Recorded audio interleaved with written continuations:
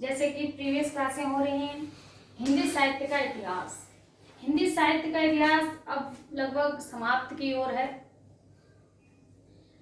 जब हिंदी साहित्य का इतिहास समाप्त हो जाएगा तो जैसा कि हम आपको लगातार बता रहे हैं, आपको इसकी एक्सरसाइज कराई जाएगी और ये एक्सरसाइज आपको सबसे पहले हमारे व्हाट्सएप ग्रुप के द्वारा प्रोवाइड कराई जाएगी और इसके बाद आपको वीडियो के माध्यम से उसका सॉल्यूशन दिया जाएगा। हमारे व्हाट्सएप ग्रुप से जुड़ने के लिए हमारा व्हाट्सएप नंबर ले लीजिए और उस पर मैसेज ज्वाइन मी का मैसेज कीजिए। हमारा व्हाट्सएप नंबर है 81 82 87 32 43। इस नंबर पर आप हमें मैसेज करो ज्वाइन मी।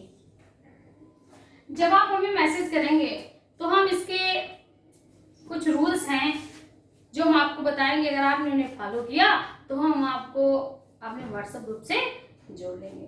क्लियर? चलिए अब हम बात करते हैं हिंदी साहित्य का इतिहास। मित्रों, आज हमारा टॉपिक है लिपि। लिपि किसे कहते हैं? सबसे पहले हम यही जान लेते हैं कि लिपि कहते किसे हैं। लिपि की बात करें तो जो लिपि है, लिपि भी कह सकते हैं और दूसरे अर्थों में उसे ही भाषा भी कहते हैं। लेकिन अंतर सिर्फ इतना है कि जो हम मौखिक रूप से व्यक्त करते हैं वो हमारी भाषा होती है और उसे अगर लिपिबद्ध कर दिया जाए तो वही हमारी लिपि बन जाती है। क्लियर? यानी उच्चारित ध्वनियों को भाषा कहते हैं, जिसके माध्यम से हम अपने विचारों का आदान प्रदान करते हैं। और जब उसी को लिख दिया जाए, यानी उसी को लिखित रूप प्रदान कर दिया जाए तो वो क्या कहलाती है? लिपि। क्लियर? दोनों चीजें समझ में आ गई होंगी, अच्छे से समझ में आ गई होंगी। तो हम बात कर रहे हैं लिपि का जन्म कैसे हुआ। तो मित्रों, प्रारंभ में सिर्फ एक ही लिपि हुआ करती थी जिसे ब्राह्मी लिपि के नाम से जाना जाता था। यानी कि हम बात करें, सभी लिपियां हमारी ब्राह्मी लिपि से ही निकली हैं। सभी लिपियों का जन्म हमारी ब्राह्मी लिपि से ही माना जाता है। ब्राह्मी लिपि के दो भाग हो गए, उत्तरी ब्राह्मी और दक्षिणी ब्राह्मी। क्लियर? का 350 ईस्वी में, यानी 350 ईस्वी में हमारी ब्राह्मी दो भागों में विभक्त हो गई थी, उत्तरी ब्राह्मी और दक्षिणी ब्राह्मी। उत्तर के भागों में जो चल रही थी वो उत्तरी लिपि थी, यानी उत्तरी ब्राह्मी थी, और जो दक्षिणी भागों में थी वो हमारी दक्षिणी लिपि थी, यानी दक्षिणी ब्राह्मी थी। क्लियर? उत्तरी जो ब्राह्मी थी उसको बाद में नाम दे दिया गया गुप्त लिपि का 4 से 5वीं शताब्दी में, यानी 4वीं या 5वीं शताब्दी में उसको गुप्त लिपि कहा जाने लगा। जबकि 6वीं शताब्दी तक आते आते इसका नाम बदल कर क्या हो गया? सिद्ध मातृका लिपि, क्योंकि ये एक ऐसी लिपि थी जिसमें अपनी बातों को सिद्ध करने का सबसे सूक्ष्म तरीका मिल जाता था। फिर इसके बाद कहा गया इसे कुटिल लिपि का 8 से 9वीं शताब्दी में। अगर हम बात करें, प्रारंभ में इसी लिपि का नाम उत्तरी था और धीरे धीरे जैसे ही समय बीतता गया वैसे ही उसका नाम कुटिल हो गया। जैसे हम देखते हैं, प्रारंभ में जब बच्चा जन्म लेता है तो उसका नाम लोग उसकी आकृति के आधार पर, रंग के आधार पर या उसकी एक्टिविटीज के आधार पर रख देते हैं। लेकिन जैसे जैसे समय बीतता है उसमें परिवर्तन होने लगते हैं और लास्ट तक आते आते उसका नाम बिल्कुल उसके उलट जाता है। क्लियर? तो कहने का मतलब आप समझ चुके होंगे। लेकिन जो हमारी दक्षिणी ब्राह्मी थी उसके 4 भाग हो गए थे, यानी 4 लिपियां उससे निकल के आई थी। तेलुगु या कन्नड़ लिपि, मलयालम लिपि, ग्रंथ लिपि और तमिल लिपि। क्लियर? यहाँ तक समझ में आ गया होगा। हम समझते हैं कि यहाँ तक आपको कोई डाउट नहीं होगा। अब हम बात आगे करते हैं। जो कुटिल लिपि थी वो 2 भागों में डिवाइड हो गई, नागरी और शारदा। यहीं से अगर हमारी हिंदी लिपि की बात की जाए तो यहीं से बनती है। यानी जो कुटिल थी, कुटिल 10 से 12वीं शताब्दी में 2 भागों में डिवाइड हो गई, नागरी और शारदा। शारदा उत्तरी की ही बात की जा रही है। शारदा से 4 लिपियों का जन्म हुआ, कश्मीर, गुरमुखी, पंजाब, लहंदा और टाकरी। ये पहाड़ी क्षेत्रों की क्या थी? मुख्य लिपियां थी। क्लियर? अब हम बात करते हैं आगे पश्चिमी नागरी की, यानी पूर्वी नागरी अलग थी, पश्चिमी नागरी अलग हो गई थी। सॉरी, ये शारदा थी और नागरी दो भागों में थी, पश्चिमी और पूर्वी, यानी पश्चिमी नागरी अलग थी और पूर्वी नागरी अलग क्षेत्र में बोली जा रही थी। यानी लिपियां क्या थी, एक क्षेत्र विशेष से संबंधित हो चुकी थी। बांग्ला, जैसे हम बात करें बांग्लादेश की नहीं, जो बांग्ला क्षेत्र था यानी जो हमारा पश्चिम बंगाल था, उसकी लिपि क्या थी, बांग्ला। ध्यान से देखना, उड़िया और असमिया, यानी उड़ीसा और असम। क्लियर, यानी पूर्वी, यानी ये हम क्षेत्र देख सकते हैं, ये हमारे पूर्व के क्षेत्र है, पूर्वांचल के क्षेत्र है। फिर इसके बाद अगर हम आ जाते हैं पश्चिमी नागरी राजस्थान, गुजराती, महाजनी मध्य प्रदेश, कैथी और देवनागरी। देवनागरी हमारी हिंदी की लिपि है, जबकि कैथी जो हमारे एमपी के बीच के भाग थे, एमपी का भाग था, वहां पर जो लिपि थी वो हमारी कैथी थी।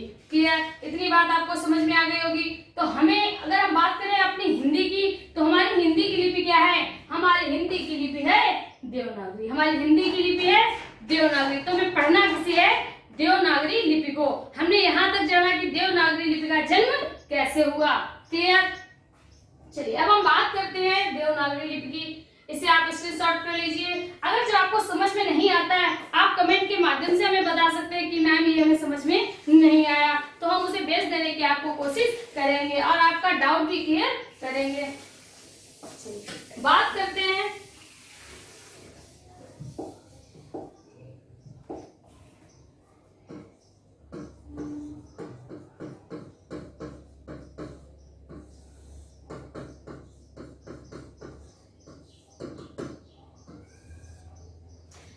सबसे पहले हम नामांकन की बात करेंगे कि इसका नाम देवनागरी क्यों पड़ा। इसका नाम देवनागरी क्यों पड़ा, सिर्फ और सिर्फ क्या है, मत है, अनुमान लगाया जाता है।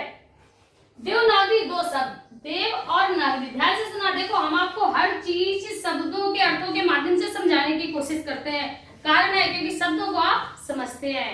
ठीक है, चलिए बात करते हैं देवनागरी। दो शब्द, देव और नागरी। तो नागरी से माना जाता है कि गुजरात के नागर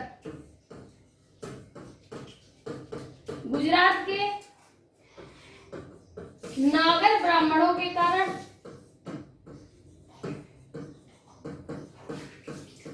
कारण इसका नाम नागरी पड़ा।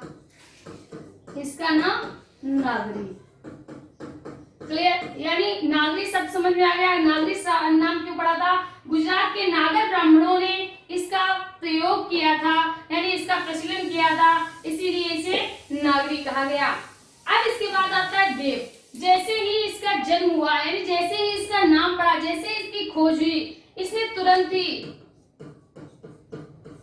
ही देव भाषा, क्या हम कह सकते हैं, तुरंत ही संस्कृत को क्या कहा गया, देववाणी। तुरंत ही संस्कृत देववाणी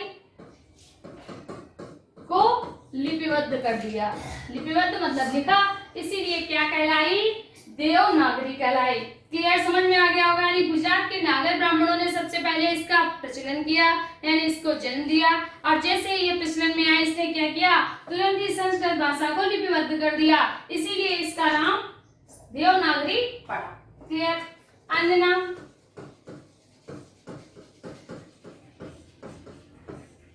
इसके कुछ अन्य नाम भी हैं, जैसे लोक नागरी। क्लियर, यानी अगर हम बात करें तो हमारी इस लिपि को क्या कहा जाता है, लोक नागरी, और इसे दूसरा नाम भी दिया गया, यानी हिंदी की लिपि है, इसीलिए इसे कहा गया हिंदी लिपि। क्लियर, दोनों चीजें आपको समझ में आ गई होगी। नाम कैसे पड़ा और इसके अन्य नाम क्या हैं। ठीक है, इतनी बात समझ में आ गई। अब हम बात करते हैं गुण और दोषों की। गुण, देखिए, इसको समझने से पहले हम क्या करते हैं, हम किसी शब्द को लिख लेते हैं। क्लियर, किसी शब्द को लिख लेते हैं। जैसे हमने लिख लिया, यहां पर लिखा पवन, ये क्या लिखा, पवन। ध्यान से देखना, इसको हम इस वर्ड को हमेशा पा ही कहते हैं, इसको वाह कहते हैं और इसको ना ही कहते हैं। यानी इसके अलावा हम कोई दूसरी ध्वनि इनसे उच्चारित नहीं कर सकते हैं। क्लियर? तो हम कह सकते हैं इसके गुण क्या है। एक वर्ण का एक ही नाम, यानी जो भी वर्ण है उनका एक ही नाम है, एक ही उच्चारण है। क्लियर? जो वर्ण का नाम,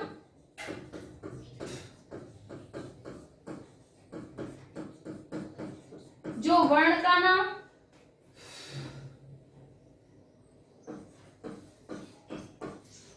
वही ध्वनि का नाम। जो वर्ण का नाम है दोस्तों वही क्या है, वही ध्वनि का नाम है। क्लियर? ये समझ में आ गया। एक वर्ण का एक ही नाम है, जो वर्ण का नाम वही ध्वनि का नाम है। दूसरा,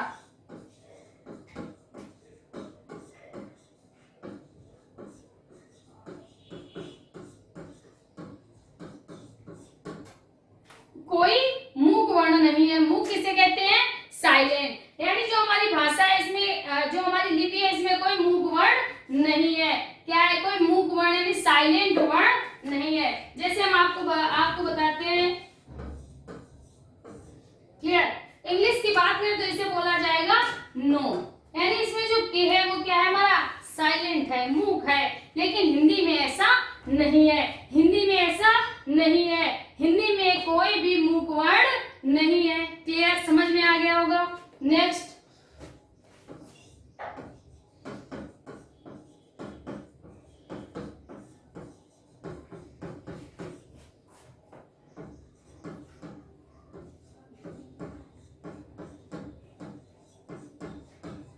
जो बोला जाता है वही लिखा जाता है।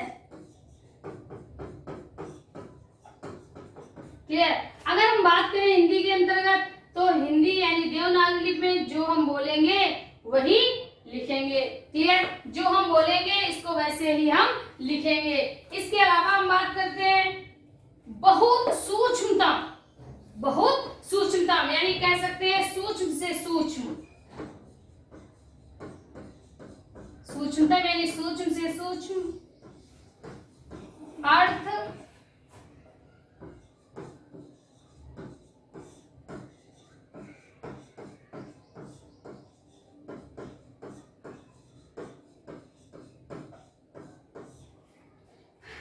सूक्ष्मतम। सूक्ष्मतम किसे कहते हैं? छोटा से छोटा, यानी बिल्कुल महीन जिसे कहते हैं।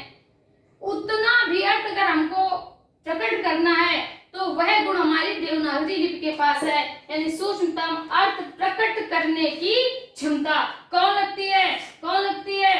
तो हमारी देवनागरी लिपि रखती है। क्लियर? ये समझ में आ गया होगा। स्क्रीनशॉट कर लीजिए। क्लियर? एक वर्ण का एक ही नाम, जो वर्ण का नाम वही ध्वनि का नाम। कोई मूक वर्ण नहीं है। जो बोला जाता है उसे ही लिखा जाता है। सूक्ष्मतम अर्थ प्रकट करने की क्षमता।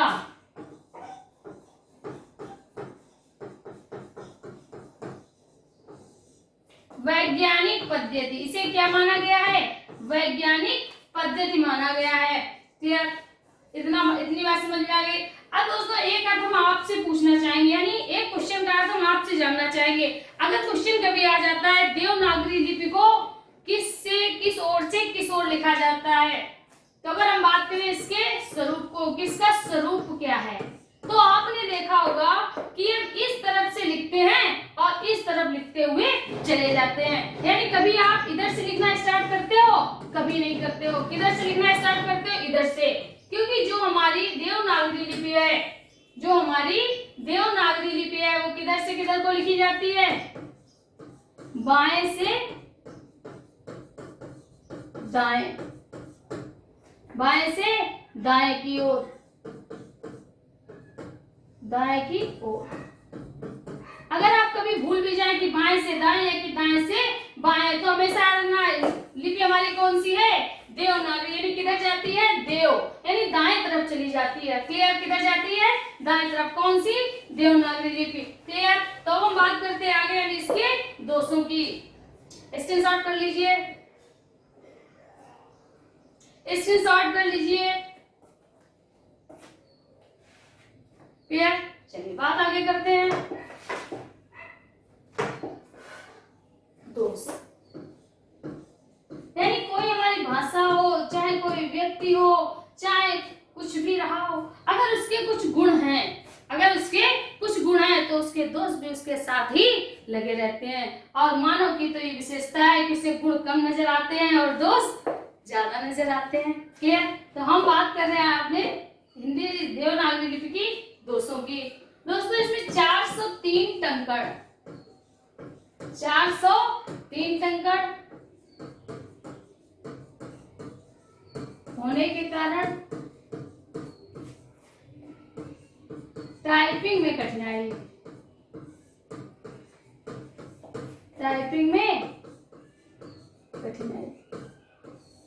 सब आप जानते हैं। यानी अगर आप टाइप करते होंगे तो लगभग कितने टंकण हैं? लगभग 403 टंकण होने के कारण क्या होता है? टाइप करने में कठिनाई होती है। क्लियर? टाइप करने में कठिनाई होती है। दूसरा आता है अनावश्यक वर्ण। अनावश्यक वर्ण यानी अगर हम बात करें तो हमारे हिंदी के अंदर कुछ ऐसे वर्ण हैं जो हमें स्वयं ही लगते हैं कि ये कैसे अनावश्यक है, इनका कोई प्रयोग नहीं है। जैसे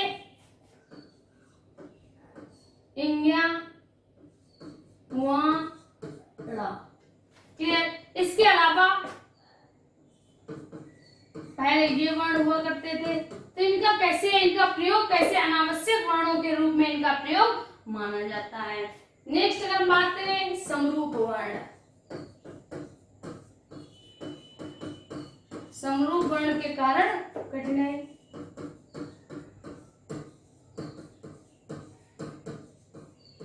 हिंदी में कैसे कुछ समरूप वर्ण है जिनके कारण क्या होता है? हमें दूसरे, अगर हम कह सकते हैं समरूप वर्ण के कारण भ्रामक स्थिति, वर्ण के कारण भ्रामक स्थिति।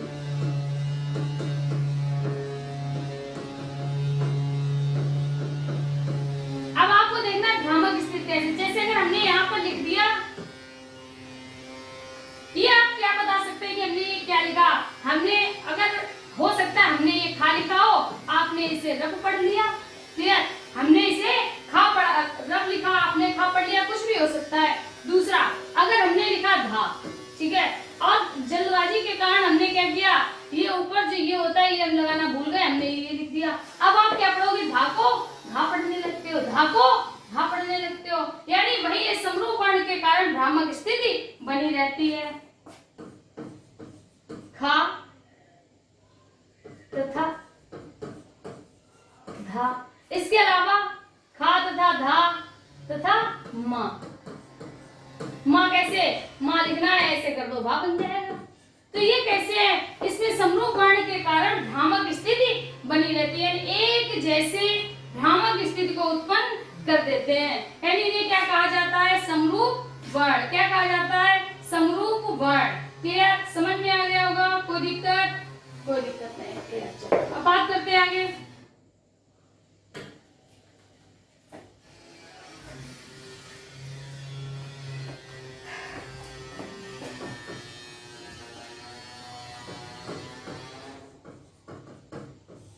संयुक्त वर्ण की कोई निश्चित व्यवस्था नहीं, निश्चित व्यवस्था नहीं।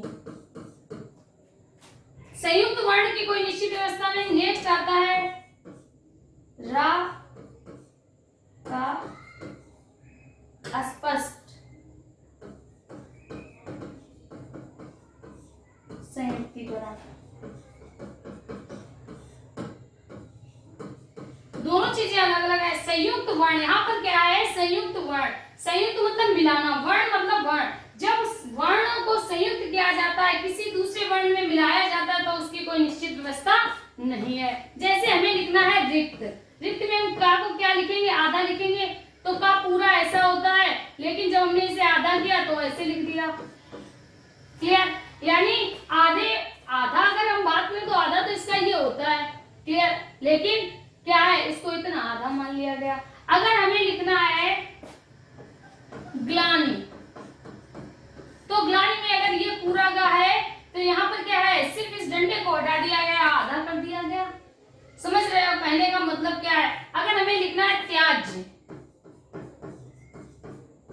त्याज्य, इसमें क्या हुआ, सिर्फ डंडा हटा दिया गया। कहने का मतलब है कि जो वर्ण का संयुक्तिकरण हो रहा है उसकी कोई एक निश्चित व्यवस्था नहीं है, कोई एक निश्चित प्रारूप नहीं है कि कैसे वर्णों को आधा करके जोड़ा जाएगा। अब हम बात करते हैं दूसरा हमारा राग का अस्पष्ट संयुक्तिकरण।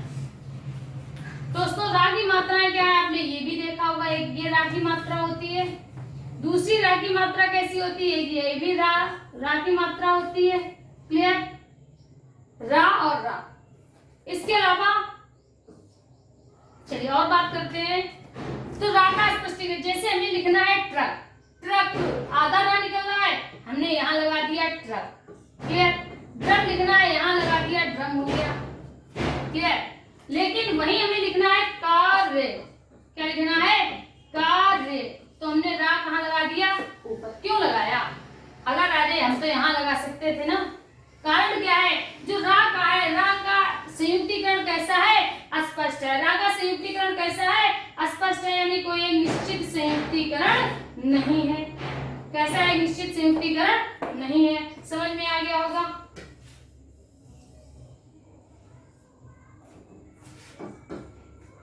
अब इसके बाद सभी मात्राएं, सभी मात्राएं अक्षर के बाद, अक्षर के बाद लगती है। कोई भी वर्ण हो उस वर्ण के बाद लगती है, लेकिन छोटी ई, छोटी की मात्रा, सॉरी छोटी की मात्रा कैसे ये लगती है ना, का प्रयोग वर्ण से पहले, वर्ण से पहले।